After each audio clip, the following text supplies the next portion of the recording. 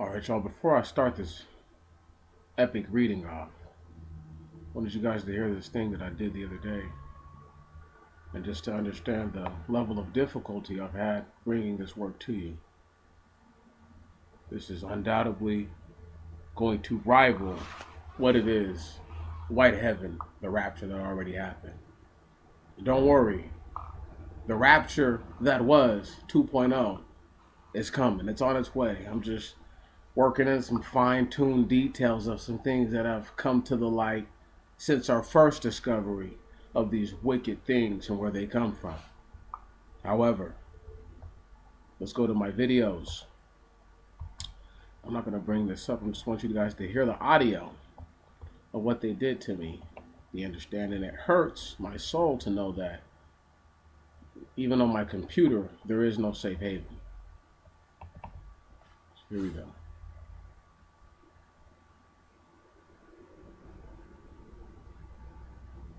One moment while it loads.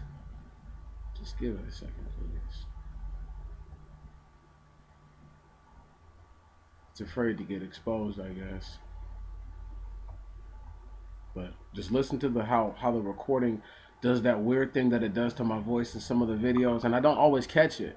I normally do, and I just re-record. Listen to this. Today, I pay homage to the greatest American hero that ever lived. You guys probably think it's one of these civil rights actors. Not. But when I say that he is the by far greatest American hero who ever lived, there is no is one of one. And you guys hear that nonsense? That's what I went through after I recorded for 20 minutes or better what was a very interesting piece about one George Washington Carver. Now we're going to read the article ourselves. Mind any pop-ups that come up, mind any noise that it makes. It'll be mitigated because this is live recorded and you get to see the screen. Make sure that this is all squared up for you. Okay, that's good size. But I'm gonna still make it a little bit bigger. Just a little bit.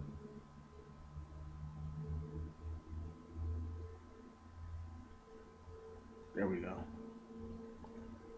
It says George Washington Carver was a prominent American scientist and inventor in the early 1900s. Now, before we get too carried away with anything in this article, the entire purpose of this is to extol the fact that George Washington Carver is the greatest American hero ever, all time.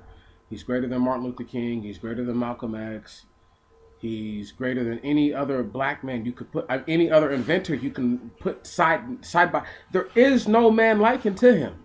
None. There isn't a, trust me, the list goes on of what black men have done in this country. There is none likened to him.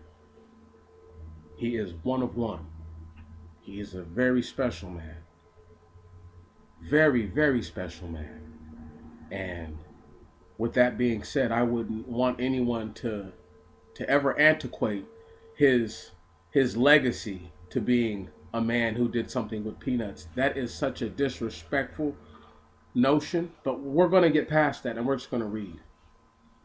George Washington Carver was a prominent American scientist and inventor in the early 1900s. Carver developed hundreds of products using the peanut, sweet potatoes, and soybeans. He was also a champion of crop rotation and agricultural education. Born into slavery, today he is an icon of American ingenuity and the transformative potential of education. Now we're going to stop right there. We're going to combat several things. First off, his champion of crop rotation should have been the very first thing that they said. Forget the American, forget the scientist, forget the inventor, okay? His crop rotation and agricultural education, this man is a husbandman of husbandmen. And that is what Adam was. And you guys need to appreciate it. Okay? Even his son Cain was a tiller of the land. Can you dig? All right? Yes, this is true. But however, we're just going to just focus on the fact that he is a husbandman of husbandmen. He is the greatest American hero ever of all time. His crop rotation, as it does not delve off into the problematic situation and historical significance of the Dust Bowl, nor will people ever talk about the similar conditions that were likened all across the country at a certain region, as far as Alabama. We won't talk about that just yet. I just need you guys to understand this man is the greatest American hero. If you don't get that, if you didn't hear nothing else and they left, they got to get that piece, y'all. His early life. Carver was likely born in January or June of 1864. His exact birth date is unknown because he was born a slave on the farm of Moses Carver in Diamond, Missouri. Very little is known about George's father, who may have been a field hand named Giles, who was killed in a farming accident before George was born. George's mother was named Mary. He had several sisters and a brother named James. Just going to keep on moving on down. Patience will prevail. Every time, John. There we go. Let's go ahead and go back up just a little bit. Something like this. Oh my goodness, I don't know what is wrong with this. There we go. When George was only a few weeks old, Confederate raiders invaded the farm, kidnapping George, his mother, and sister. They were sold in Kentucky, and only George was found by an agent of Moses Carver and returned to Missouri. Carver and his wife, Susan, raised George and James and taught them to read. James soon gave up the lessons, preferring to work in the field with his foster father. George was not a strong child and was not able to work in the fields, so Susan taught the boy to help her in the kitchen garden and to make simple herbal medicines. Now, there's no actual validity to the claim that she did any of this. George could said this in his life, but this man could have learned these things literally all on his own. And I'm going to just leave it at that.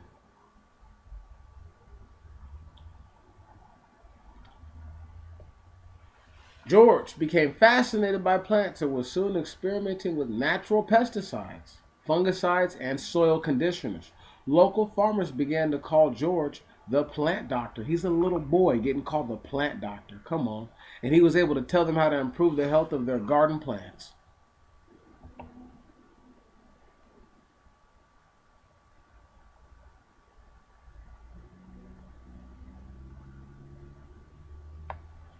After his wife's insistence, Moses found a school that would accept George as a student. George walked the 10 miles several times a week to attend the school for African American children in Neosho, Kansas. Now understand, we're going to be polite to the writer of this article. We're not going to get too crazy about how they've titled certain things. That's why I was going in the way I did earlier. But we know that it was not considered an African American school for children. You know what I mean? It wasn't called African American back then. Anyway, it's just a notion that they like to put forth to be friendly as opposed to saying colored or Negro. Right on?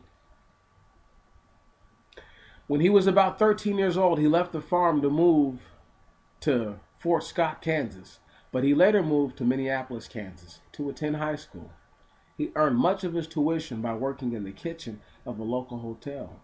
He concocted new recipes, which he entered in local baking contests. He graduated from Minneapolis High School in 1880 and set his sights on college. Now listen to this right here. If this man was indeed born in 1864 like they're claiming, right, and not 1860, do you realize he's 16 years old when all this is going down? College years. George first applied to Highland Presbyterian College in Kansas. The college was impressed by George's application essay and granted him a full scholarship. When he arrived at the school, however, he was turned away. They hadn't realized he was black. Over the next few years, George worked at a variety. Oh yeah, he's black. Whoa, whoa, bro. Your name was George Washington Carver. You uppity nigga, get out of here. You know, they probably didn't have anything kind to say. I'm quite sure they didn't. Over the next few years, still the greatest American hero, George worked at a variety of jobs. He homesteaded a farm in Kansas, worked a ranch in New Mexico, and worked for the railroads, always saving money and looking for a college that would accept him. I bet you George is happy that Jenny Cupper came out. Anyway, we're going to move on. In 1888, George enrolled as the first black. I just can't think of the brother's name right now, who was the inventor of the Jenny Cupper, who saved countless number of lives. Anyway, we're not going to get into. Once again, another great American hero. There's a lot of epic guys, but this is the greatest, in my eyes. In 1888, George enrolled as the first black student at Simpson College in Indianola, Iowa. He began studying art and piano, expecting to earn a teaching degree. Carver later said, this is in quotes, "The kind of people at Simpson College made me believe I was a human being," in quotes. So that means that the people who weren't at Simpson College did not make him feel like he was a human being. We're going to go ahead and move forward. Recognizing the unusual attention to detail in his painting of plants and flowers, his instructor, Etta Budd, with a very, very appropriate name for a flower person, encouraged him to apply at Iowa State Agricultural School, now Iowa State University, to study botany. At Iowa State, Carver was the first African-American student to earn his Bachelor of Science in 1894. Okay? So you guys got to understand, if this man is really born in 1864, he's 30 at this point. Okay? His professors were so impressed by his work on the fungal infections common to soybean plants that he was asked to remain as a part of the faculty to work on his master's degree, awarded in 1896. Working as director of Iowa State Experimental Station, Carver discovered two types of fungi, which were subsequently named for him. Carver also began experiments in crop rotation, using soy plantings to replace nitrogen in depleted soil. Before long, Carver became well known as a leading agricultural scientist. Stop right there. He was the guy. Just because he's black, he can't be the guy back then. You guys get that? You get that? You understand? Moving on. The Tuskegee Institute. And all this right here, what he did, let me stop right there. Let me stop myself and caveat. His discovery, his observation of nitrogen replenishment, okay, from the soy plant, because we're going to note that what happens with peanuts and sweet potatoes, this is another thing, but he may have discovered it with the soy. Can you dig it? And it may be best with soy, but it may, forget it, I'm not going to ruin the article for you, we're just going to keep reading. Tuskegee Institute. In 1896, and I'll just try to keep that in my mind. In April 1896, Carver received a letter from Booker T. Washington of Tuskegee Institute, one of the first African-American colleges in the United States. "I cannot offer you money," this is in quotes, "I cannot offer you money, position, or fame," read this letter. In quotes again, "The first two you have, the last from the position you now occupy, you will no doubt achieve.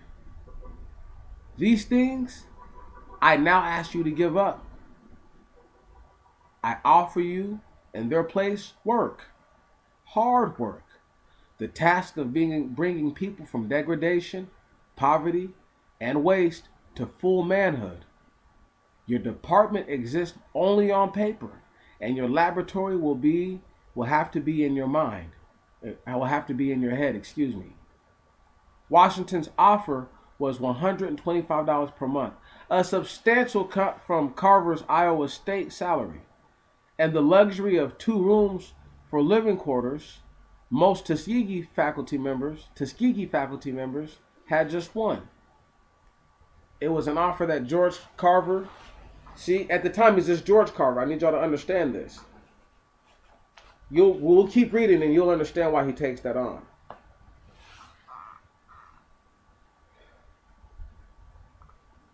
George Carver accepted immediately, and the place where he worked for the rest of his life. And he worked for the remainder, and the place where he worked for the remainder of his life. Excuse me. Carver was determined to use his knowledge to help poor farmers of the rural South. Now let's go ahead and stop right there. We need a caveat and speak on the fact that they're talking about black people right now, okay? Man, if you really think Booker T. Washington really cared about white people, you're out of your mind. It's the idea of inclusion, just like they do for us, but that's why these things never go the right way. But if you just tell somebody I'm out for mines, it's way easier for them to just, because then you'll see that they'll never let you do that. But anyway, moving on.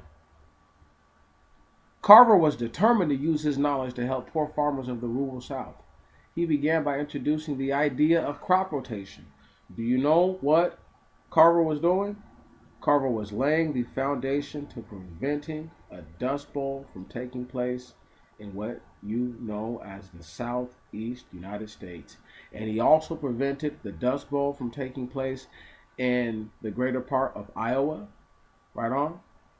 Like whatever damage it received, he greatly reduced it. Any place where they picked up the implementation of these farming routines before the Dust Bowl, he greatly reduced the damage that could have truly been done. Anyway, let me just go ahead and keep pushing. Carver was determined to use his knowledge to help poor farmers of the rural South. He began by introducing the idea of crop rotation, the replenishment of the soil. In the Tuskegee experimental fields, Carver settled on peanuts because it was a simple crop to grow and had excellent nitrogen fixation properties to improve soil depleted by growing cotton.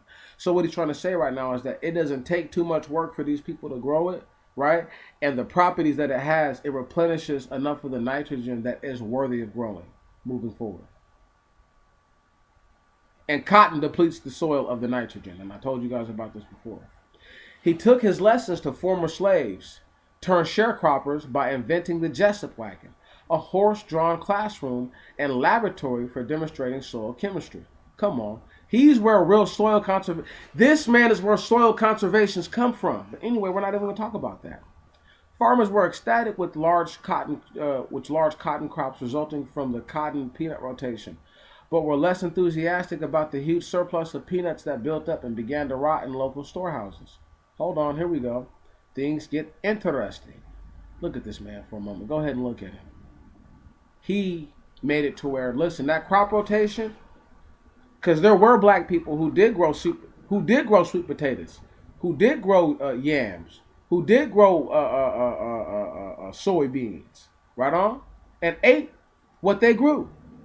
This man helped feed so many souls you just don't even understand, y'all, and it's so deep. His legacy has been antiquated once again to being a peanut man, but I'm here to set the record straight. He's the greatest American hero. If won't nobody else say it, I'll say it for him, and I'm gonna say that. And I dare anybody to try to jostle with me on that. I'm ready.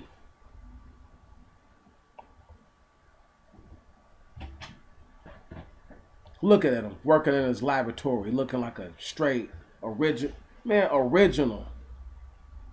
Looking like a straight man. Oh my goodness, this stuff is so crazy, dude. It's crazy. Peanut products. That man is a genius, dude. Just a complete, absolute genius. His mind, totally underrated. Carver heard the complaints and retired to his laboratory, talking about the complaints of the rotting peanuts, and retired to his laboratory for a solid week, which he developed several new products that could be produced from peanuts, when he introduced these products to the public in a series of simple brochures. The market for peanuts skyrocketed. Today, Carver is credited with saving the agricultural economy of the rural South. No, he should be credited with saving the agricultural economy of the entire United States and keeping motherfuckers from starving, but we're going to keep it pushing. You don't think that they use these same tactics all across the U.S.? Come on, man. Get over yourself. Anyway, from his work at Tuskegee, Carver developed approximately 300 products made from peanuts. These included flour, paste, insulation, paper, wallboard, wood stains, soap, shaving cream, and skin lotion. He experimented with medicines made from peanuts, which included antiseptics, laxatives, and a treatment for goiter, which is like an enlarged gland in your throat or whatever, like an enlarged thyroid gland, which makes it hard to swallow or breathe. I looked it up. What about peanut butter? Contrary to popular belief, while Carver developed a version of peanut butter, he did not invent it. The Incas, anyway, they're going to go through this whole diatribe of nonsense. The Incas developed a paste made out of out of ground peanuts as far as back as 950 BC. In the United States, according to the National Peanut Board, Dr. John Harvey Kellogg of cereal fame invented a version of peanut butter in 1895. A St. Louis physician may have developed peanut butter as a protein substitute for people who had poor teeth and couldn't chew meat. Peanut butter was introduced at the St. Louis World's Fair in 1904. They just say stuff like that because they don't know. They always want to credit themselves with something as opposed to just saying like, who knows how long it's been around. Anyway, and his peanut butter tasted so good that people.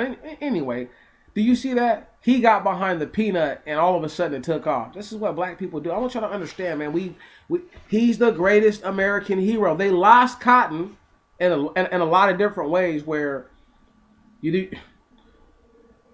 stranglehold on it was lost. You see what I'm saying? Word.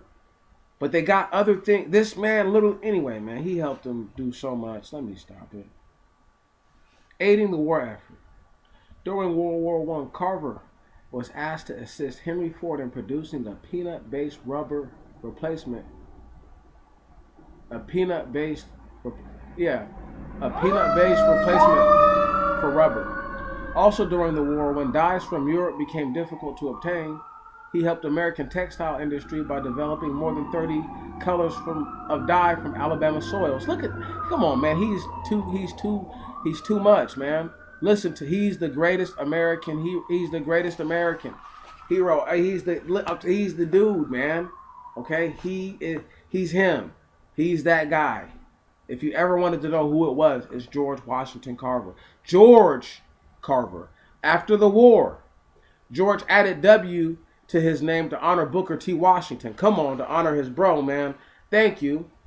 Carver continued to experiment with peanut products and became interested in sweet potatoes and other nitrogen-fixing crop products he invented using sweet potatoes, including wood fillers, more than 73 dyes, rope, breakfast cereal, synthetic milk, shoe polish, and molasses. He wrote several brochures on the nutritional value of sweet potatoes and the protein found in peanuts, including recipes he invented for use of his favorite plants.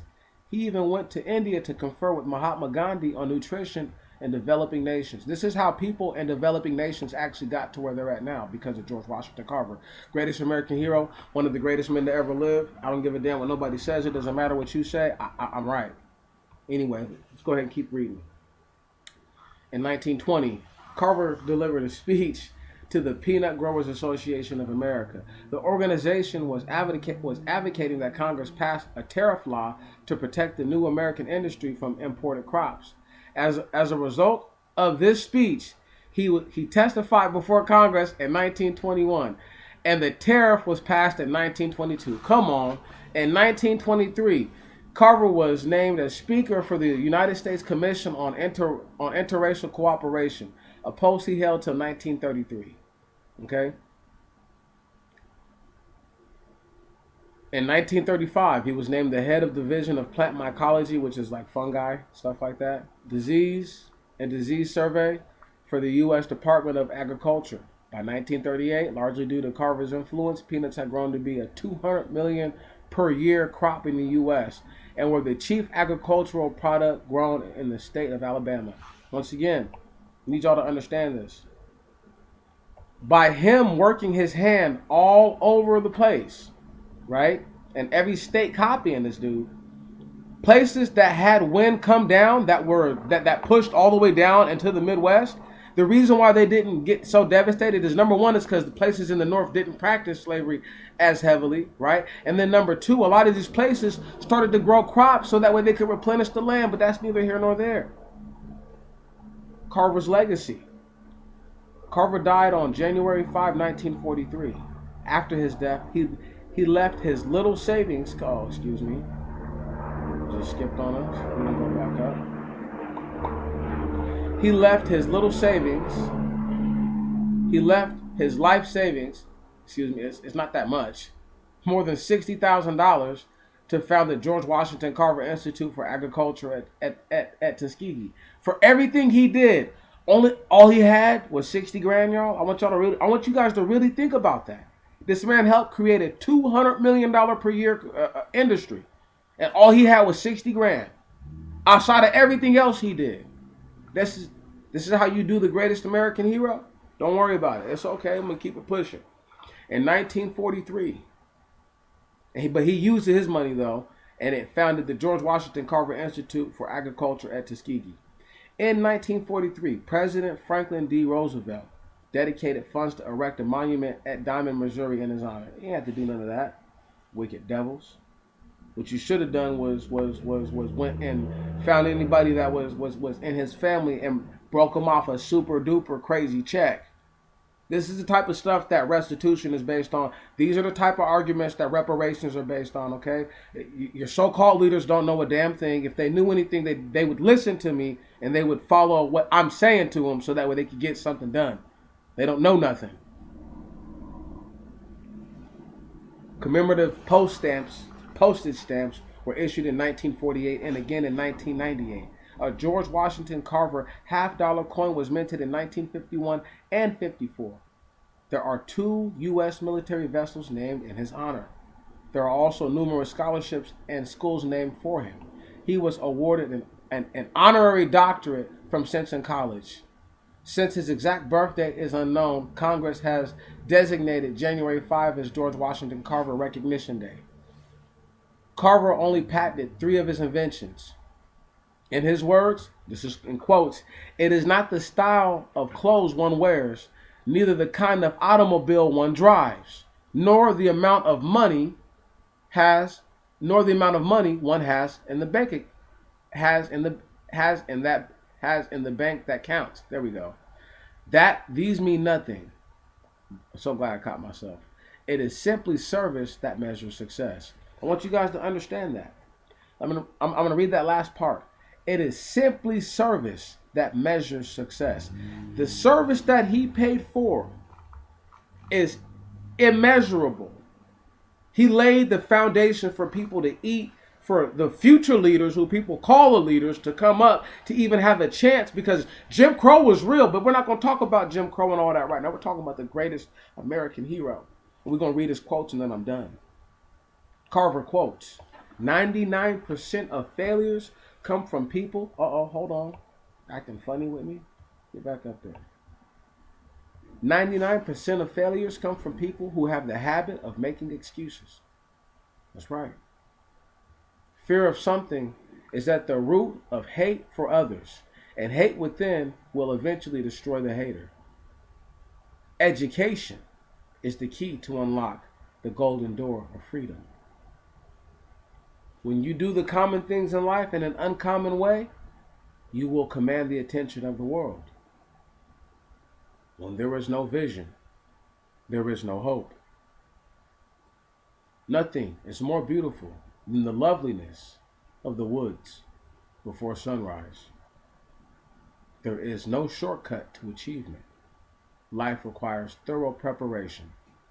Veneer isn't worth anything. Learn to do common things uncommonly well. Whoa. See that right there? Always want to act up on me. This ends with the dinner pail statement. There we go. Learn to do common things uncommonly well. We must always keep in mind that anything that helps fill the dinner pail is valuable.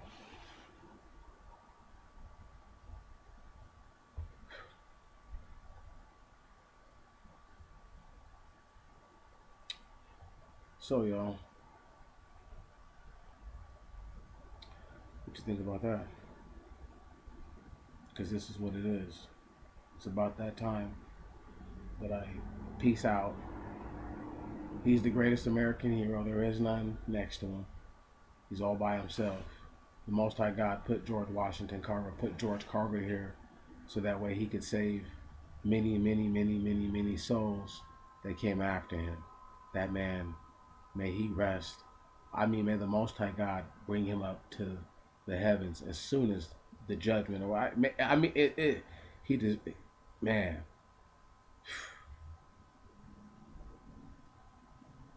peace be upon his soul and upon his entire family. And I say that with all love and all respect.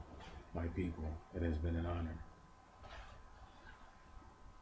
Greatest American hero.